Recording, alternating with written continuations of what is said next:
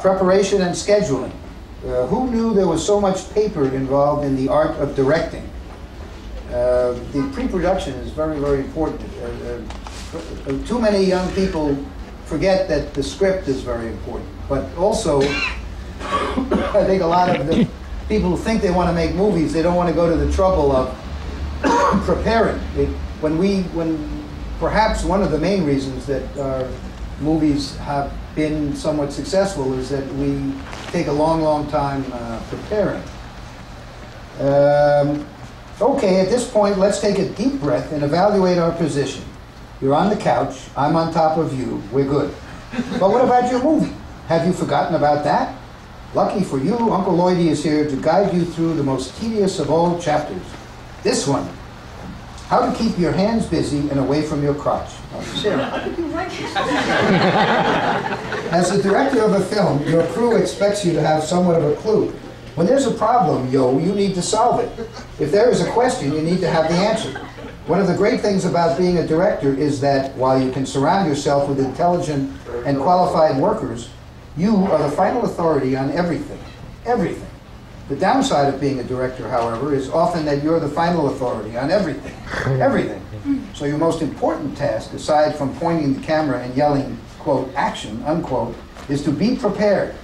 And as prepared as fucking Girl Scouts. And there's a footnote. I don't endorse fucking Girl Scouts unless it is in exchange for Thin Mints. And then it goes on, breakdowns as in scripts, not mental, hopefully. Now that you have a completed script, you need to go through it page by page. Break it all down so that you can begin to work out your shooting schedule. Keep in mind that the method of breaking down a script, it shows you actually how we break down the scripts, and it doesn't necessarily have to be one of those programs. We have our own system, and I talk about it, but also we talk about the computerized program. And then here is a beautiful picture of George Romero. George Romero, he talks about copyright in the book and how he lost his copyright because he didn't pay attention on Night of the Living Dead. And there's a picture of the two of us, and this caption, George Romero doesn't appreciate where Lloyd Kaufman right hand is heavy. And, but he's still smiling, so it couldn't be that bad. Any event, any other questions? Anybody have a question? Oh, with a camera. You have a camera. That's very good. Yes. Did you catch that bastard in China who bootlegged all your movies? Sorry? Did you catch the guy in China who bootlegged the latest movie? Oh, bootlegging. Well, if you go to YouTube and type in Lloyd Kaufman bootlegging, there's a little speech about bootlegging. I'm not against bootlegging necessarily. It's helped us. And that's a very good issue because the Toxic Avenger musical, I don't think that would have happened if I hadn't have given a free license to Troma fans in Portland who made a musical called the Toxic Avenger, the Music Kill, K-I-L-L. And it ran for quite a while in Portland. We gave them the license for free, figuring why not? It can't hurt us. And if they make a little money, good. And maybe it'll stimulate, just keep the Toxic Avenger and Troma in people's heads, because the media is much more interested in promoting Harold and Kumar go to Guantanamo. They'll twist themselves into the New York Times front page theater section will twist itself into a pretzel to try to explain that Guantanamo Harold and Kumar movie is socially important because of the shit and the farting, that is a great commentary on American society and blah, blah, blah. But when I spent 3 years making Poultrygeist, Night of the Chicken Dead, it's stuck in the kind of column where it's, oh yeah, and there's also a film made by this kid blogging about X-Files in his basement, and Lloyd Kaufman, after 40 years, made Poultrygeist. It's okay. What were we talking about here? I don't remember the question. Oh, bootlegging, yes.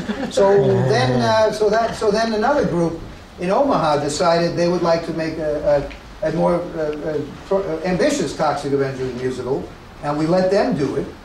And that ran for, I think, 6 weeks, and it got pretty good reviews.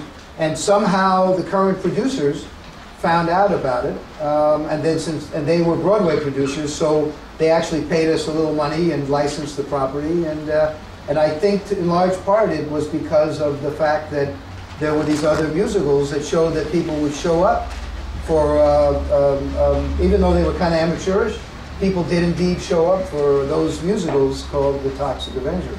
And bootlegging in Russia helped us out a lot because our films were bootlegged for many years there before the wall came down, and we got kind of famous in Russia. And then after capitalism came into Russia and the rich people there wanted to protect their own intellectual rights, and they started enforcing copyright, we got distribution, we got money, advances, because the distributors wanted Troma movies because we were fairly well known. We don't get a lot of money, but we get distribution, and I would guess that there can't be, maybe Disney, but other than that, I can't imagine there's any studio in Russia that has any kind of cult following as the studio. Or I was signing, when I was over there, I did a music video, which I did for free, for a group called Corbel, or something, Cabell, I don't know, whatever it was, Corbel, maybe.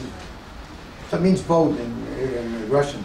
And the people kept coming up to me with bootlegged VHS tapes of Toxic Avenger and Nuke 'Em High with black and white Class of Nuke 'Em High artwork on, it was clearly bootleg. And I would sign it, and I was quite astounded how many people. In fact, the folks who made this music video filled up a huge nightclub with people by putting up posters around the neighborhood talking about a Troma party with a picture of Toxie and Sergeant Kabuki Man NYPD. And so thanks to the bootlegging, we were helped. But in China took another step. In China, the people there bootlegged Poultrygeist Night of the Chicken Dead even before we made our artwork, even before we made the key art for the poster. So they didn't have the credits. So instead of Jason Yashanin being listed on the box cover of Poultrygeist in China, the good people in China listed Stanley Tucci and Alfred Molina as starring in Poultrygeist. And the Chinese also made their own artwork, which was actually much better than the artwork that Troma made. And the menus were much better, but it was too late because we had already started making ours. But as Sarah says, if you want the Stanley Tucci free edition of Poultrygeist, get the Troma DVD of Poultrygeist. No Stanley Tucci, guaranteed. If we make our own movies, like your own damn movies, pardon me, on the streets of New York, for example, and there are like landmarks in the background, but we're in and out before anybody stops us. Yes. If the movie gets distribution, can we get into legal trouble afterwards for having shot there? And is there an easy way out of that? The way the movie business works is the rich people the people with a lot of money can write the rules. So if Coca-Cola doesn't like its sign that you happen to get, they got all the money in the world. It doesn't matter whether satire is protected by the First Amendment. It doesn't matter whether their